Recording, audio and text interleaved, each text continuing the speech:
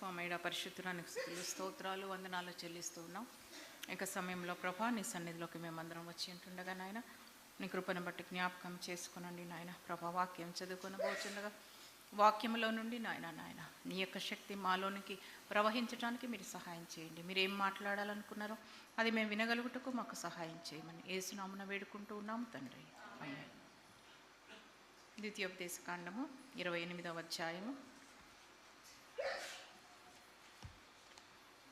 1-2 వచనాలు. నీవు నీ దేవుడైన యెహోవా మాట శ్రద్ధగా విని నేడు నేను నీకు ఆజ్ఞాపించుచున్న ఆయన ఆజ్ఞలన్నిటిని అనుసరించి నడుచుకునే ఎడల నీ దేవుడైన యెహోవా భూమి మీదనున్న సమస్త జనముల కంటే నిన్ను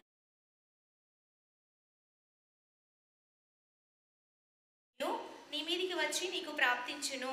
అది మొదటి 2 వచనాలు మనం చూస్తే నీకు ఆజ్ఞాపించుచున్న ఆజ్ఞలన్నిటినీ నడుచుకోవాలి.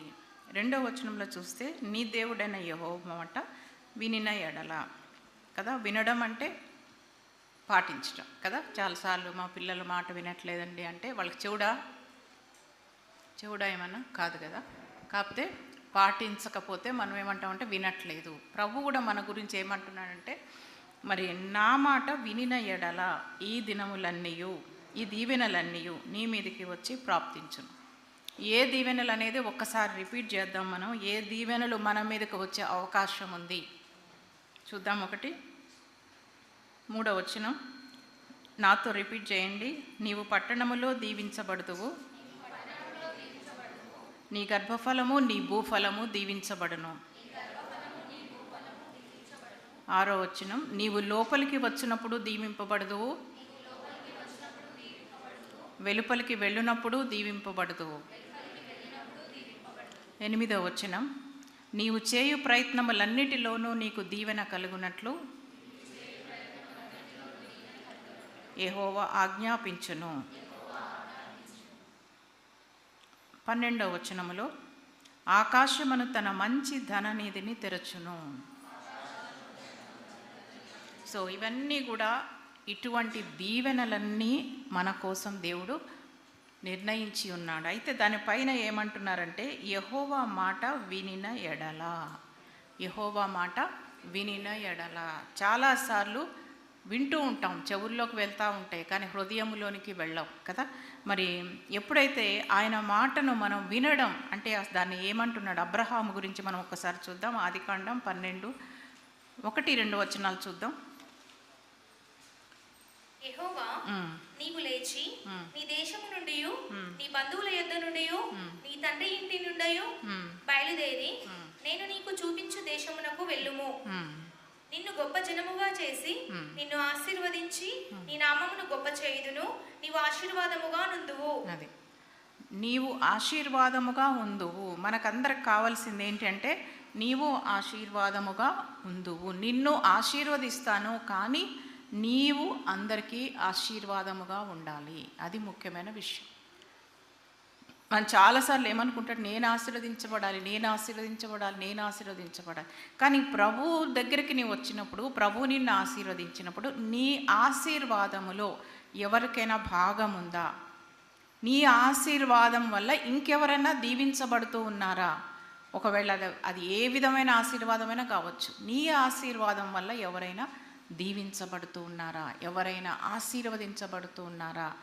ప్రభు ఎప్పుడు కూడా ఏంటంటే ఆయన ఇచ్చే దీవెనలు ఏంటంటే నీవు ఆశీర్వదించబడాలి, నీ ద్వారా కొందరు ఆశీర్వదించబడాలి. ఎప్పుడు అక్కడ ఏమంటారు స్టాగ్నేట్ అయిపోవడానికి, ఒక దగ్గర అవన్నీ అట్లా ఉండిపోవడం ప్రభుకి ఇష్టం లేదు. ఆ ఆశీర్వాదాలు విస్తరించాలని ప్రభు ఉద్దేశం.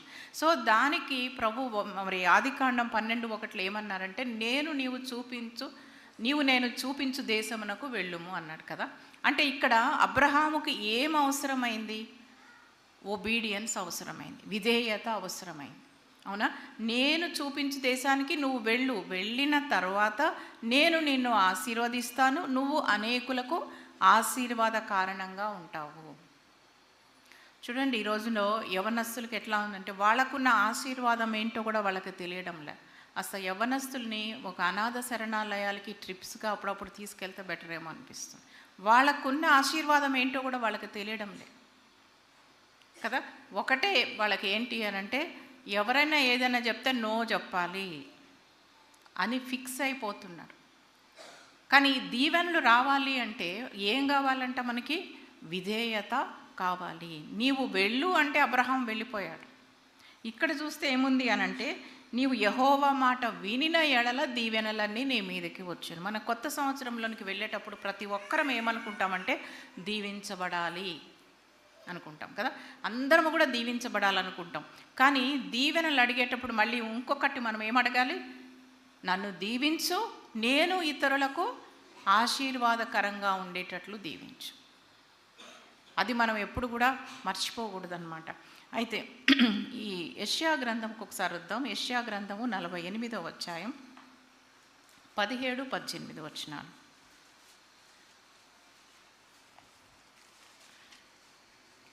నీ విమోచకుడును ఇశ్రాయేలు పరిశుద్ధ దేవుడునైనా యెహోవా ఇలాగు సెలవిచ్చుచున్నాడు, నీకు ప్రయోజనము కలుగునట్లు నీ దేవుడైన యెహోవానగు నేనే నీకు ఉపదేశము చేయుదును. నీవు నడవవలసిన త్రోవను నిన్ను నడిపించుదును. నీవు నా ఆజ్ఞలను ఆలకింపవలనని నేనెంతో కోరుచున్నాను. ఆలకించిన ఎడల నీ క్షేమము నది వలెను, నీ నీతి సముద్ర తరంగముల వలెను ఉండును. నీవు ఆలకించిన ఎడల నీ క్షేమము నది వలె. ఆ మాట చాలా అద్భుతంగా అనిపిస్తుంది. నది వలె అంటే ఏంటంటే కంటిన్యూటీ. అది ఎక్కడ ఆగి నది ప్రవహిస్తూనే ఉంటుంది కదా, కంటిన్యూటీ అనమాట. నీ దీవెన ఎలా ఉంటుంది, నీ క్షేమం ఎలాగుంటుంది అంటే నది వలె ఉంటుందంట.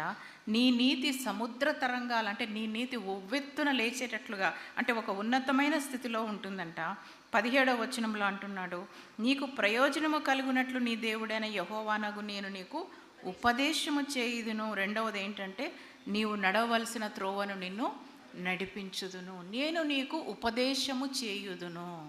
మనం దీవెనలు పొందుకోవాలంటే మొట్టమొదట మనకు కావాల్సింది ఏంటి అంటే ప్రభువు ఇచ్చే ఉపదేశం ఏంటి? ఆ ఉపదేశమును మనం ఏం చేయాలంటే అంగీకరించాలి. అప్పుడు ప్రభు ఏం చేస్తాడంట? మనల్ని నడిపిస్తాడంట. మనం ఎన్ని వాగ్దానాలన్నా సరే చేతిలో పట్టుకోవచ్చు. కొంతమంది కదా వచ్చేటప్పుడు గుప్పెడ పడుతూ ఉంటారు. మన చర్చిలో ఉందో లేదో కానీ నేను ఒక చర్చికి వెళ్ళాను ఒకసారి. ఇట్లా పట్టుకొని తీసుకెళ్తుందాము గుప్పెట్లు. ఒక 10 అన్న ఉండుంటాయి చేతిలో. అదేంటో మరి పంచుతుందేమో ఆమె తీసుకెళ్ళి అందరికీ. కానీ వాగ్దానాలు అనేవి ఏంటి అంటే మనము ప్రభువులో నిలబడి అప్పుడు ప్రభువు నుంచి ఒక దీవెన మనం అడుగుతూ ఉన్నాం అనమాట. అయితే ఈ దీవెన జరగాలి అంటే ముఖ్యమైనది ఏంటి చెప్పండి? ఉపదేశం ప్రభు ఇస్తూ ఉన్నాడు. ముందు ఆ ఉపదేశం మనం అంగీకరించాలంట. అప్పుడు నిన్ను నడిపిస్తానన్నాడు. ప్రభు నడిపించే మార్గములో అప్పుడు ఆ వాగ్దానం మనకి పనిచేస్తుంది. మొదట ఏంటి? ఆయన ఉపదేశం అంగీకరించాలి.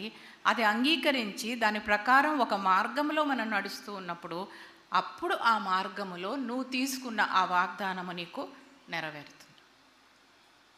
కానీ మరి అవన్నీ మనం పక్కన పెట్టి ఏం చేస్తున్నామంటే దీవెన కావాలి.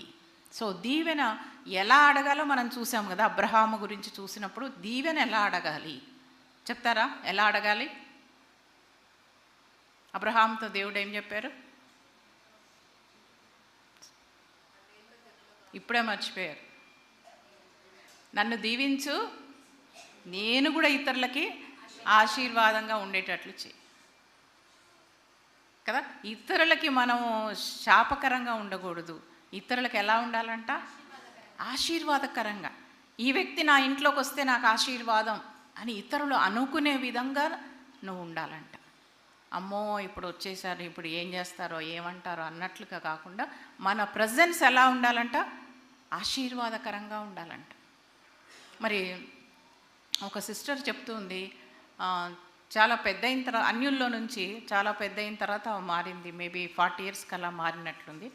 అయితే మరి ఇప్పుడు నేను దేవుని తెలుసుకున్నాను, ఇంకా ముందు తెలుసుకుంటే బాగుండు అని ఆమె ఒక విషయం చెప్పింది. ఏంటంటే మా కుటుంబంలో ఒక పెద్దమ్మ ఉండేది, ఆమె రక్షించబడింది. కానీ వెళ్ళిన దగ్గర నుంచి శాపనార్థాలు పెడతా ఉంటుంది. అందుకే అసలు ఆమె దగ్గర పోవాలంటేనే భయము. అందుకే ఎప్పుడు వినలేదు, అసలు ఆమె ఏం చెప్తుందో కూడా మేము వినలేదు అని అన్నారు అనమాట. అంటే మరి ఈ వ్యక్తి కుటుంబంలో రక్షణ పొందిన వ్యక్తి ఉన్నప్పటికీ కూడా సువార్తను వినలేదండి. ఎందుకని? ఆ రక్షణ పొందిన వ్యక్తి సాక్ష్యం బాగాలేదు. కూర్చొని శాపనార్థాలు పెడతా ఉంటుందంటే ఎప్పుడు. అయితే ఎందుకని చెప్పి ఈమె రక్షణలోకి రాలేకపోయింది. ఒకవేళ మనము ఇతరులకు ఆశీర్వాదకరంగా ఉండాలి, అది మనం మర్చిపోకూడదు కదా. ఒకవేళ ఆమె కానీ ఆశీర్వాదకరంగా ఉంటే ఈమె 40 ఏళ్లలో ఎప్పుడో ముందే రక్షించబడేది. తర్వాత మరి ఇదే మాటని కీర్తనకారుడు 32:12 ఒకసారి చూద్దాం. కీర్తనలు అది ఎంత మంచి మాట చూడండి. అసలు ఇంతకంటే బ్లెస్సింగ్ ఏంటి చెప్పండి. మరి భక్సింగ్ గారికి అయితే ఇదే బ్లెస్సింగ్ అని నేను అనుకుంటా. ప్రతి క్షణం కూడా, ప్రతి పనికి కూడా ఆయన ప్రార్థనలో ఉండి ప్రభా ఏం చేయాలి అంటే ప్రభు మాట్లాడుతూ ఉండేవాడు. అసలు అంతకు మించిన బ్లెస్సింగ్ ఇంకోటి ఉండదేమో అనుకుంటా నేనే. ప్రతి సందర్భంలో ప్రభు మాట్లాడుతూ నడిపించారు. ఇక్కడ కూడా ప్రభు ఏమంటున్నంటే, నీకు ఉపదేశము చేసేదను, నేను నడవలసిన మార్గమును నీకు బోధించదను. ఇంకంతకంటే ఏం బ్లెస్సింగ్ కావాలి చెప్పండి.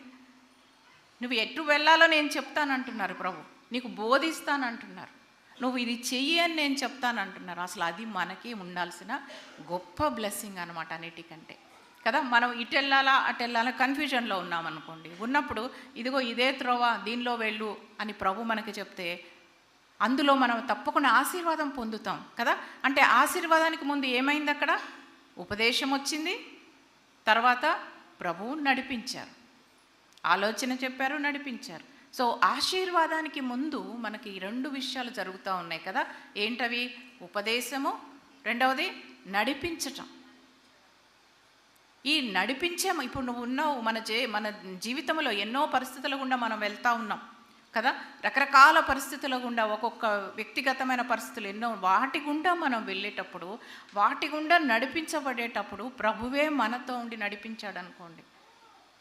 ఆ నడిపించేటప్పుడు ఆయన మనతో చెప్పే మాటలే మనకి వాగ్దానాలు. అప్పుడు ఆ వాగ్దానం మనకెంతో మేలుకరంగా ఉంటుంది.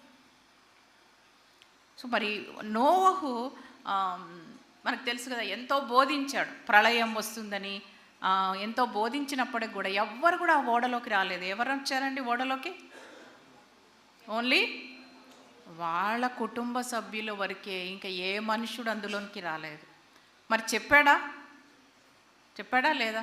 జలప్రళయం గురించి చెప్పాడు. జలప్రళయం అంటే అప్పుడు వాకు వాళ్ళు ఎవరు చూడలేదు.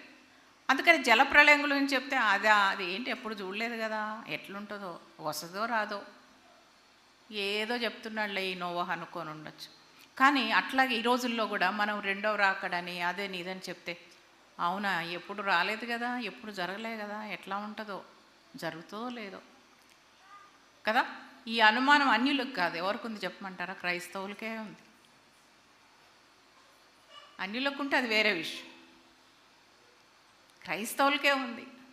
మనం చర్చికి వస్తాం, వాక్యం ఏంటో అన్నీ చేస్తాం, కానీ మన లోపలే ఒక డౌట్ వస్తాడంటావా, అసలు ఉందా ఇదంతా? ఏమో. అసలు మనం సిన్సియర్గా దేవుని సన్నిధిలో ఉండకపోవడానికి కారణం ఏంటంటే ఈ అనుమానమే. వచ్చినప్పుడు చూద్దాంలేబ్బా. కానీ ప్రభు ఏం చెప్పట్లే. నేను వచ్చే ముందు కొంచెం హింట్ ఇస్తాను, నేను ఒక్కోసారి అడుగుతూ ఉంటాను, కాస్త హింట్ ఈ ప్రభు కదా, నేను హింట్ ఇస్తాను, అప్పుడు కొంచెం అందరు సర్దుకోండి, అప్పుడు వస్తానని ప్రభు ఎప్పుడని చెప్పారా? అనుకోనని గడియలో వస్తాను అన్నాడు. అదే ఇప్పుడు మనకందరికి వచ్చిన ప్రాబ్లం కదా. అయితే మరి నోవహు చెప్తూ ఉన్నప్పుడు ఎవ్వరు కూడా ఓడలోనికి రాలేదు. ఎందుకని? కారణం ఏంటి అంటే వాళ్ళు నమ్మలేకపోతున్నారు. విన్నారా లేదా? విన్నారు, కానీ దాన్ని వాళ్ళు అంగీకరించలేకపోయారు. ఇప్పుడు మనకున్న ప్రాబ్లం కూడా అదే. మనం వింటున్నాం, డైలీ వింటున్నాం, కానీ మనం ఏం చేస్తున్నాం అంటే అంగీకరించలేకపోతూ ఉన్నాం. చూడండి, ఈ విధేయత లేనందువల్ల ఎన్నో నష్టాలు. మరి ఒక యవనస్తురాలు, ఇప్పుడు తల్లిదండ్రులను అయితే బెదిరించేస్తారు కదా యవనస్తులు, ఏదైనా చెప్తే నేను ఇంతే చేస్తా. ఒకళ్ళు ఇంకా ఒప్పుకోలేదనుకోండి, అన్నం తినకుండా ఉండడం, లేకపోతే ఇంకేదో చేయటం, మొత్తానికి ఏదో ఒకటి బ్లాక్మెయిల్ చేసి వాళ్ళు అనుకున్నది నెరవేరుస్తారు కదా. అయితే అట్లాగా ఆ అమ్మాయి కూడా బహుశా అలాగే ఉండుంటుంది. ఒక జాబ్ వచ్చింది, జాబ్లోకి వెళ్ళిన తర్వాత ఒకరోజు తన బాస్ తను ఏదో లేటుగా వచ్చిందనో ఏదో అన్నాడండి. వీళ్ళింట్లో ఎప్పుడు ఒక మాట అనట్లేదు కదా, అనడానికి మా అవకాశం ఇట్లా అంటే అలుగుతుంది, ఎందుకు వచ్చిన గొడవ అని ఎవరేమనట్లా. మరి ఇక్కడ ఆఫీస్లో వాళ్ళు ఊరుకోరు కదా, లేటుకు వచ్చావని ఏదో అన్నాడంట, ఇంక ఇంటికి వచ్చేసి చిచ్చి నన్ను ఇట్లా అంటారా, నేను అసలు జాబ్కే పోను. సరే మొత్తానికి జాబ్ కాస్త రిజైన్ చేసి పడేసి 100 జాబులు వస్తాయి, మంచి ఇంటెలిజెంట్ అమ్మాయి, 100 జాబులు వస్తాయిలే ఇదే నాకుంది అని రిజైన్ చేసి పడేసి, ఇంతవరకు జాబ్ కాదు కదా అమ్మ ఇంట్లో ఉండి ఆలోచించి డిప్రెషన్లోకి వెళ్ళిపోయింది. ఇంకో జాబు చేయలేదు, మ్యారేజ్ చేసుకోలేదు, ఒక బర్డెన్ లాగా ఉండిపోయింది పేరెంట్స్. నిజానికి ఆ అమ్మాయి చాలా ఇంటెలిజెంట్ అమ్మాయి. ఎందుకు ఈ పరిస్థితి వచ్చింది? క్రైస్తవురాలే, క్రైస్తవ కుటుంబమే. సో ఈరోజు క్రైస్తవ కుటుంబాల్లో ఉన్న ప్రాబ్లమ్స్ ఏంటనే ముందు మనం కనుక్కోకపోతే ఎన్ని వాగ్దానాలు తీసుకున్నా వేస్ట్ అయిపోతాయి మనకి కదా. మరి ఆ అమ్మాయిలో ఉన్న ప్రాబ్లం ఏంటి చెప్పండి? ఆమె లైఫ్ నాశనం అయిపోవడానికి కారణం ఏంటి చెప్పండి? చెప్తారా? అవిధేయత, అంతే. కొంచెము ఓర్చుకోలేకపోవడం కదా ఈ రోజుల్లో మరి ఉన్న ప్రాబ్లం ఏదన్నమాట. కొందరు ఉంటారు చాలా గొప్ప అనుకుంటారు. ఏ మాట అంటే, నేను భూమి మీద ఎవరి మాట వినను, చాలా గొప్ప విషయం అనుకుంటారు అది. కానీ ఎవరో ఒకళ్ళ మాట ఖచ్చితంగా వినాలి, లేకపోతే వాళ్ళు దేని కిందకు వస్తారంటే మూర్ఖుల కిందకు వస్తారని నా ఉద్దేశం. ఎవరో ఒకరి మాట కనీసం. నీ చుట్టూ ఎంతోమంది ఉన్నారు, నీ బంధువుల్లో ఒకళ్ళ మాట కన్నా నువ్వు విలువ ఇవ్వాలి, లేకపోతే ఇంకెవరైనా పెద్దల మాట. నా ఫ్రెండ్ మాటకు విలువిస్తాను అది కాదు.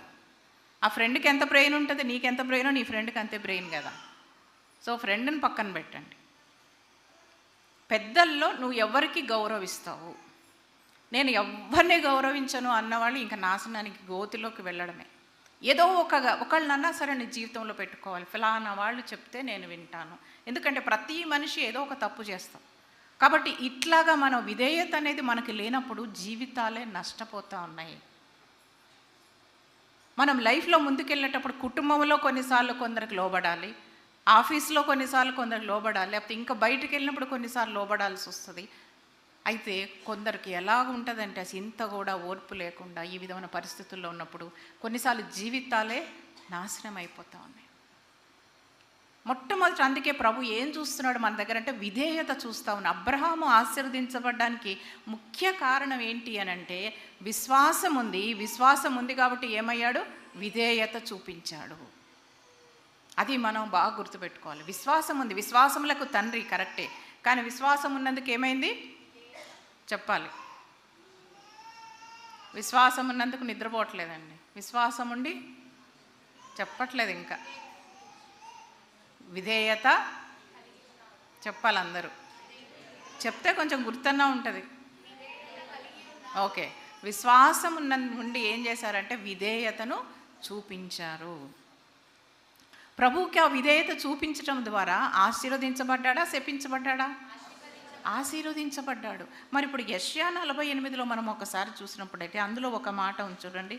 నీకు ప్రయోజనము కలుగునట్లు నీకు ఉపదేశము చేస్తాను. ప్రభు అంటున్నారు నీకు ప్రయోజనం కలిగేటట్టు ఉపదేశము చేస్తాను అంటే మరి మనం ఎంతమంది మీ ప్రభు దగ్గర కనిపెడుతూ ఉన్నాము ఉపదేశము కోసము? చూడండి ఇక్కడ, నీకు ప్రయోజనము కలుగునట్లు నేను ఉపదేశము చేస్తాను. మన కీర్తనలో చూసినప్పుడు నీకు ఆలోచన చెప్పేదను. మనకి ఈ సంవత్సరం మనకు కావాల్సిన బ్లెస్సింగ్ ఏంటంటే ప్రభా నీ ఆలోచన చెప్పు, నీ ఉపదేశము చెప్పు. మరి ఒక సిస్టర్ మొన్న రిక్వెస్ట్ పెట్టిందనమాట, మా వాడు యూకే వెళ్ళిపోవాలి, పెద్ద కుమారుడు యూకే వెళ్ళిపోయాడు, రెండో కుమారుడిని కూడా పంపించేయాలని. యూకే వెళ్ళిపోవాలి, ప్రార్థన చేయండి. నేను ప్రేయర్ చేయమ్మా, దేవుని చిత్తం అయితే వెళ్తాడంటే ఆమె నచ్చటంలే ఆ మాట ఆమె కదా. దేవుని చిత్తం అయితే వెళ్తాడంటే అసలే నచ్చదు. మనం ఏమంటాం? దేవుని చిత్తం అయితేనే చేస్తామంటాం, కానీ మనసులో ఏంటి మనకి? మన చిత్తమే, అంతే. నేనన్నా ఎందుకు అన్నీ ఉన్నాయి వాళ్ళకి సమృద్ధిగా, ఫైనాన్షియల్గా బాగున్నారు. నేను ఎందుకు బాగున్నారు ఫైనాన్షియల్గా, బాబు ఇంటెలిజెంటు, ఇక్కడ చక్కటి జాబ్స్ వస్తాయి, ఒక పెద్ద కొడుకుని పంపారు, మళ్ళీ రెండో కొడుకుని కూడా ఎందుకు పంపుతారు, ఒకళ్ళు ఉండనివ్వండి ఇక్కడ ఎందుకు అని అన్నప్పుడు అంతగా ఇష్టపడలే. తర్వాత సరే ట్రై చేసుకోండి మరి మీ ఇష్టం అంటే అన్నీ ఎదురొస్తూ ఉన్నాయి ఆమె పరిస్థితులను, ఏది కలిసి రావట్లా. ఇంకా అప్పుడు ఏది కలిసి రావట్లేదు. నేను సరే ఇప్పటికైనా ఆలోచించుకో, నీకు ఏది కలిసి రావట్లే కదా, ఇప్పటికైనా నువ్వు ఆలోచించుకో అన్నప్పుడు చివరికి కొంచెం మోసంలో పడిపోయే పరిస్థితి దాకా వెళ్ళిపోయింది. 10 లక్షలు కట్టు తీసుకెళ్తాను అది ఇది అని ఇవన్నీ జరిగినాయి. చివరికి ఎట్లా కట్టకుండా బయటపడింది.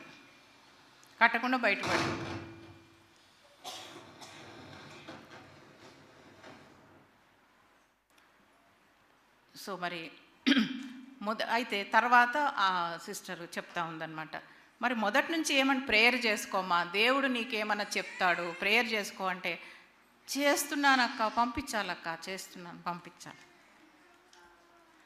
అంటే ఏం జరుగుతుంది చెప్పండి? అక్కడ ఉపదేశం వింటున్నామా మనం? ఉపదేశం వినడంలా, వింటున్నాం అనుకుంటున్నాం, వింట్లా. ఉపదేశం ఎప్పుడు వస్తుంది ఇప్పుడు ఎవరైనా చెప్పగలుగుతారా? ముందు మన ఆలోచన పక్కన పడేసారు, అప్పుడు ఆయన ఉపదేశం ఏదో మనకు వస్తుంది. పెళ్లి సంబంధాల విషయం కూడా అట్లాగే చేస్తూ ఉంటారు. లేదు ఇది బాగా నచ్చింది మాకు, ఇదే చేయాలి, మళ్ళీ అంటారు ప్రభు చిత్తం ఏంటో ప్రార్థన చేయండి. అసలు అలాంటి వాళ్ళకి ప్రభు చిత్తం అవసరం లే, నీ చిత్తం మీద నువ్వు చూసుకొని చేసేసుకో, అయిపోద్ది. వేరే వాళ్ళందరినీ ఎందుకు ఇబ్బంది పెట్టడం కదా? అయ్యో వీళ్ళు అడిగారని మాలాంటి వాళ్ళు ప్రేయర్ చేయటం, ఇదంతా లేనిపోని ప్రాసెస్. వాళ్ళకి నచ్చింది ఏదో వాళ్ళు చేసుకున్నారు అనుకోండి, మాలాంటి వాళ్ళు కొంచెం రెస్ట్ తీసుకుంటారు కదా. సో మరి దేవుని చిత్తం మనకు కావాలి, దేవుని ఉపదేశం మనకు కావాలి అంటే ముందుగా ఏంటి, మన తలంపులు పక్కన పెడితే ఆయన ఉపదేశం మన దగ్గరకు వస్తుంది. అప్పుడు ఆ ఉపదేశాన్ని మనం అంగీకరించినప్పుడు దేవుడు మనల్ని నడిపిస్తాడు. ఓకేనా? సో మరి అన్ని ఆశీర్వాదాల కొరకు వెళ్తున్నాం. మొట్టమొదటి ఆశీర్వాదం ఏదో చూద్దామా? అపొస్తలుల కార్యములు 3వ అధ్యాయము 26వ వచనం, చివరి వచనం. అపొస్తలుల కార్యములు 3:26. దేవుడు తన సేవకుని పుట్టించి మీలో ప్రతివానిని వాని దుష్టత్వము నుండి మళ్లించుట వలన మిమ్మును ఆశీర్వదించుటకు ఆయనను మొదట మీ యొద్దకు పంపెనని చెప్పెను. అది మీలో ప్రతివానిని వాని దుష్టత్వము నుండి మళ్లించుట వలన మిమ్మును ఆశీర్వదించుటకు ఆయన మొదట మీ యొద్దకు. ఇక్కడ ఏ ఆశీర్వాదం ఉందండి?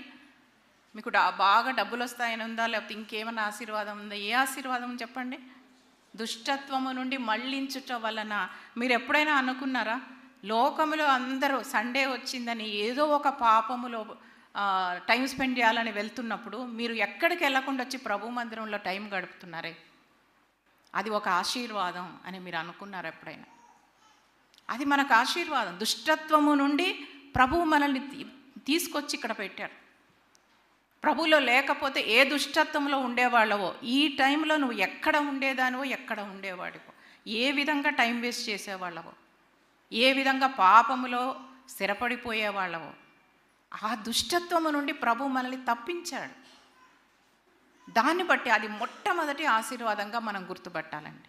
మనం ఆశీర్వదించమని అడుగుతాం కదా, మొట్టమొదటి ఆశీర్వాదం అది. దుష్టత్వము నుండి మనం తప్పించబడడం. మనం ఎలా తప్పించబడుతుంటే దేవుని సన్నిధిలోకి వచ్చి ఆ దుష్టత్వము నుండి మనం తప్పించబడుతున్నాం. మరి ఇంకొక 2 ఆశీర్వాదాలు చూసాంగా. దుష్టత్వము నుంచి తప్పించబడ్డాం మందిరంలో కూర్చొని. రెండవది ఏం చూసాం? ఇందాక 2 చెప్పాను. ఉపదేశము, రెండవది నడిపించటం. ఆయన ఉపదేశము తీసుకోవటం, ఆయన నడిపింపును తీసుకోవటం. వాగ్దానాలు ఎప్పుడు పనిచేస్తాయి? నడిపింపులో పనిచేస్తాయి. అంటే మొదట నువ్వు దుష్టత్వం నుంచి బయటపడాలి, రెండవది ఏంటంటే ఆయన ఉపదేశం అంగీకరించాలి, తర్వాత నువ్వు నడుస్తూ ఉన్నప్పుడు ఆ మార్గములో దేవుడు నీకు ఒక వాగ్దానాన్ని ఇస్తాడు. అప్పుడు పనికొస్తాయి వాగ్దానాలు. ఏదో గుట్టలు తీసుకెళ్ళి నువ్వు తీసుకో అని అందరు పనిచేస్తే కాదు అది. మనం దేవుని మార్గంలో నడుస్తూ ఉన్నప్పుడు, ప్రభా నడుస్తున్నాను, సరైందా కాదా, లేకపోతే నాకు బ్లెస్సింగ్ ప్రభా ఎట్లా అని నువ్వు అడుగుతూ ఉన్నప్పుడు దేవుడు నీకు ఇస్తా పోతాడు వాగ్దానాలు. అప్పుడు నీకు వాగ్దానాలు అవసరమైతాయి. సో మరి ఈరోజున మనం మరి నూతన సంవత్సరంలోకి వెళ్ళక ముందు, ఇక 10 రోజుల్లో మనం వెళ్తాం, వెళ్ళక ముందు ప్రభువు నుండి ఉపదేశం ఎలాగ పొందుకోవాలి, ప్రభువు నుండి ఆశీర్వాదం ఎలాగ పొందుకోవాలి అనేది మనము ఈరోజున మనం చూస్తూ ఉన్నాం. మరి ఈ దెసలోనికైలకు రాసిన పత్రిక ఒకసారి 2వ దెసలోనికైలు 3వ అధ్యాయము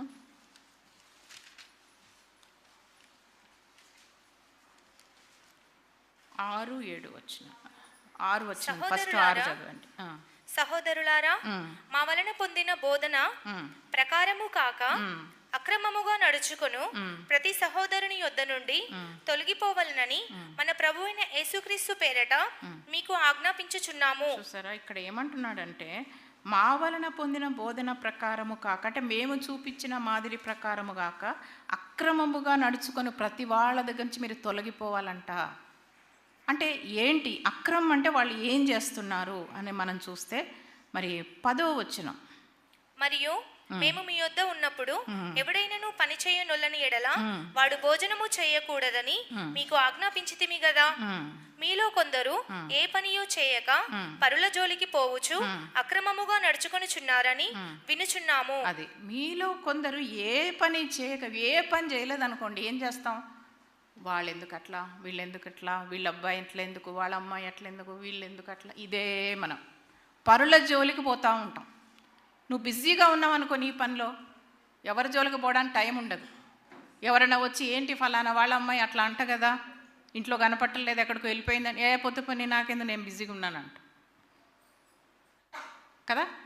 మనం బిజీగా ఉండడం, ఇక్కడ ఏంటున్నాడు ఏంటంటే పరుల జోలికి వెళ్తామంట. ఎప్పుడు మనకి పని లేకపోతే, మనం సోమరులుగా ఉంటే. మనం చాలాసార్లు ఇందాక దీవెనల గురించి చదివాము కాబట్టి చెప్తాను, ఫైనాన్షియల్ బ్లెస్సింగ్ కోసం మనం అడుగుతూ ఉంటాం కదా. చాలాసార్లు సోమరులుగా ఉండి ప్రభానను దీవించు, ప్రభానను దీవించంటే దేవుడు ఎక్కడి నుంచి దీవిస్తాడు కదా. నీవు చేయు ప్రయత్నములన్నిటిలో ఆయన దీవిస్తానని ద్వితీయోపదేశకాండంలో ఇప్పుడే మనం చూసాం. మరి అసలు ప్రయత్నమే చేయకపోతే, నువ్వు అసలు ప్రయత్నమే చేయలేదనుకోండి, దీవెన ఎక్కడి నుంచి వస్తుంది మనకి కదా. మరి మనము అటువంటి పరిస్థితి కాకుండా ప్రభు యొక్క దీవెనల కొరకు మనం చూసేటప్పుడు మనం చేయవలసిన ప్రయత్నం ఏదో మనం చెయ్యాలి. చెయ్యకుండా దీవించంటే దేవుడు మనల్ని ఎక్కడి నుంచి దీవించడు, అసలు ఆ దీవెనలు రావు మనకి కదా. మరి ఈ పాపములో పడడానికి, దేవుని నుంచి పక్కకి వెళ్ళడానికి ముఖ్యంగా 3 విషయాలు మనల్ని దేవుని నుంచి పక్కకి నడిపిస్తుంది కదా. ఒకటి అనారోగ్యం కదా. అనారోగ్యం సడన్గా ఇంకేదో రోగాలంటే అది వేరే, కానీ చిన్న చిన్న వాటికి మనం బలైపోతూ ఉన్నాం ఈ మధ్య కదా. ఎందుకని చిన్న చిన్న వాటికి మనం చేసేది ఏంటి అని అంటే, ఫైనాన్షియల్గా కొన్ని తప్పులు చేస్తూ ఉంటాం, ఫుడ్ విషయం కొన్ని తప్పులు చేస్తూ ఉంటాం, ఎంటర్టైన్మెంట్ విషయం కొన్ని తప్పులు చేస్తూ ఉంటాం, టైంపాస్ కోసం చేసే విషయాలు కదా. ఈ 3 విషయాలు మనం లైఫ్లో కంట్రోల్ పెట్టుకోగలిగితే చాలా టైం మనకు మిగులుతుంది కదా. మనం సిక్ అయ్యామనుకోండి, ఒక వారం రోజులు ఇంట్లో పండుకున్నాం అనుకోండి, టైం వేస్టే కదా అంతా కదా. సో మరి ఈ 3 మనం జాగ్రత్తగా పెట్టుకోకపోతే మాత్రం మన లైఫ్లో కొన్ని విషయాలు నష్టపోవాల్సి వస్తుంది మనం కదా. మిడ్ నైట్ బిర్యానీలు కదా, అర్ధరాత్రి సమోసాలు తినడం, ఇలాగా కొన్ని అలవాట్లు వచ్చేసాయి ఇప్పుడు మన సొసైటీలో కదా. వాటి వల్ల మరి హెల్త్ పాడైందనుకోండి, మళ్ళీ వారం రోజులు వాళ్ళే మంచాన్ని పడతారు. సో మన జీవితంలో కొన్ని అలవాట్లు మనం చేంజ్ చేసుకోకపోతే, ఇక్కడ చూడండి 50వ కీర్తన 17వ వచనం, కీర్తన 50.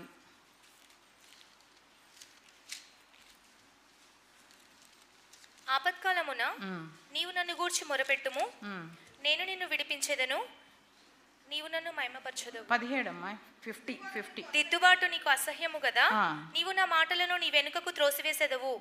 చాలమ్మా. ఇక్కడ అంటున్నాడు మరి దీవెనల కోసం మనం వచ్చినప్పుడు ప్రభు మనతో చెప్పేది ఏంటి అని అంటే, 16లో ఒక మాట అన్నాడు, నా కట్టడలు వివరించుటకు నీకేమి పని, నా నిబంధన నీ నోట వచించదవేమి. దిద్దుబాటు నీకు అసహ్యము కదా.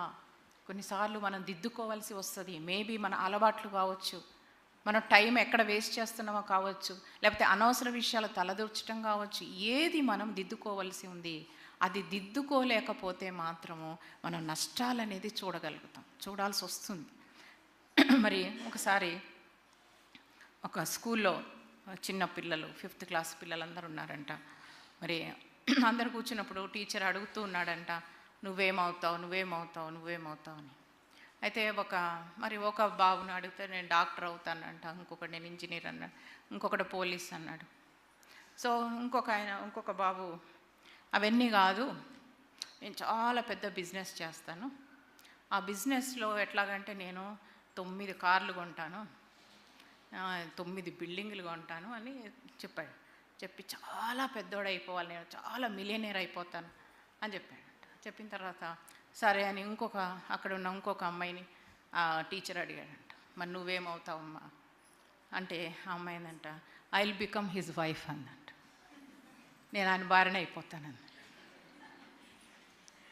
కదా. కష్టపడకుండా చాలా ఈజీ మెథడ్ కనుక్కుంది అమ్మాయి.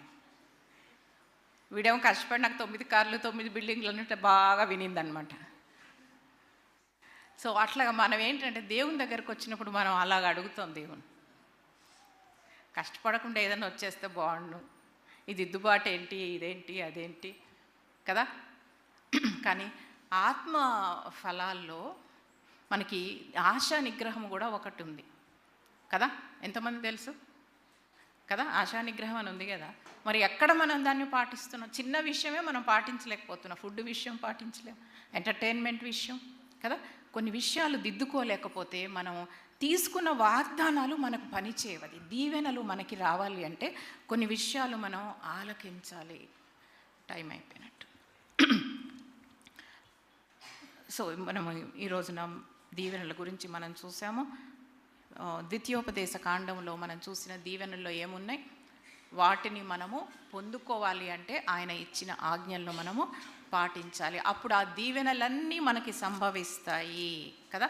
ఆ దీవెనలన్నీ మనకి సంభవిస్తాయి. ఒకసారి 91వ కీర్తన దీవెన కూడా చూసి, అన్నీ అక్కర్లేదు,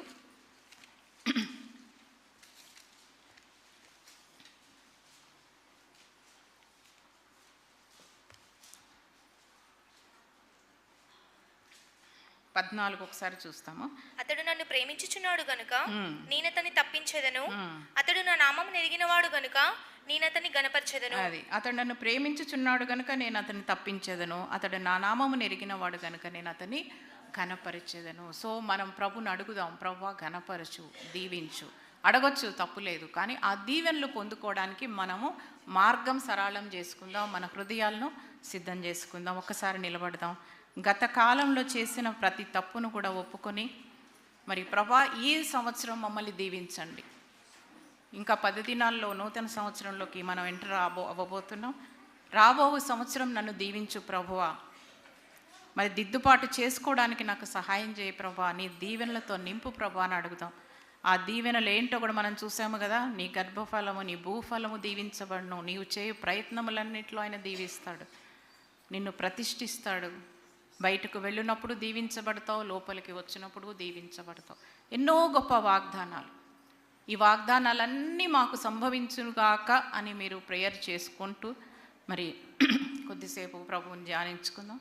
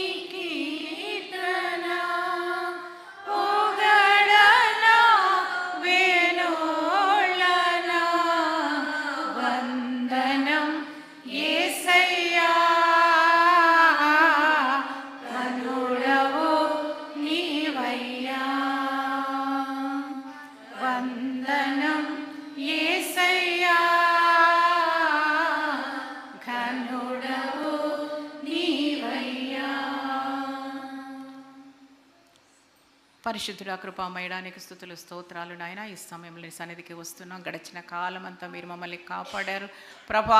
మేము ఎన్నో తప్పులు చేసి ఉండొచ్చు, ప్రతి దాన్ని కూడా మీరు క్షమించి నాయన రాబో సంవత్సరంలో నీ చేయి పట్టుకొని నడవడానికి సహాయం చేయండి నాయన. నీకు ఉపదేశము చేసేదను అన్నావు, నీకు ఆలోచన చెప్పేదను అన్నావు, నీకు బోధించుదును అన్నావు ప్రభా, నేను నడిపిస్తాను అన్నావు ప్రభా.